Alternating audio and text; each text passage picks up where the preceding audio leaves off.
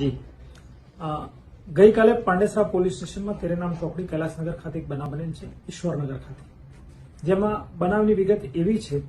કે આશીષ અને કાલિકા પ્રસાદ નામના બે વ્યક્તિઓ હતા, જે પહેલે ભૂતકાળમાં મિત્રો હતા અને ભૂતકાળમાં એકબીજાની લેવડ દેવડ સાથે 1500 રૂપિયા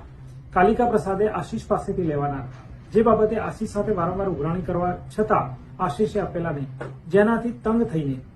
કાલિકા પ્રસાદે સુરત છોડી દીધેલું, પરંતુ ગઈકાલ સવારે સુરત ખાતે આવેલ અને કાલિકા પ્રસાદની પાસે ઉઘરાણી કરવા જતા સવારથી શોધતો હતો, પરંતુ તે મળેલ નહીં. ત્યારબાદ સાંજે તેને ઈશ્વરનગરના ગેટ પર જ મળી જતા તેણે આશીષ સાથે પૈસાની ઉઘરાણી કરી અને આશીષે પૈસાની આપવાની ના પાડતા તેણે પોતાની પાસે રાખેલા છરો આશીષને મારી દીધેલ, જેમાં પ્રાથમિક રીતે થોડીક ઈજા થયેલ, પરંતુ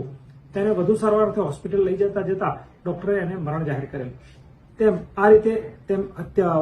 નાનકડો બનાવ હત્યામાં પરિણમે, જે આધારે કાલિકા પ્રસાદની શોધ કરતા મોડી રાત્રે કાલિકા પ્રસાદ મળી આવે,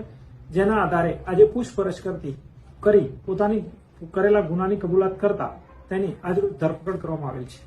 સાહેબ, આરોપીનો કોઈ ગુનાહિત ઇતિહાસ છે ને ભોગ બનનારનો ઇતિહાસ કોઈ? જી, પ્રાથમિક રીતે કોઈ ગુનાહિત ઇતિહાસ મળી આવેલ નથી, પરંતુ એકબીજાના મિત્રો હતા અને અંગત રીતે પૈસાની લેવડ દેવડ ચાલતી હતી તેવું જણાઈ આવેલ છે.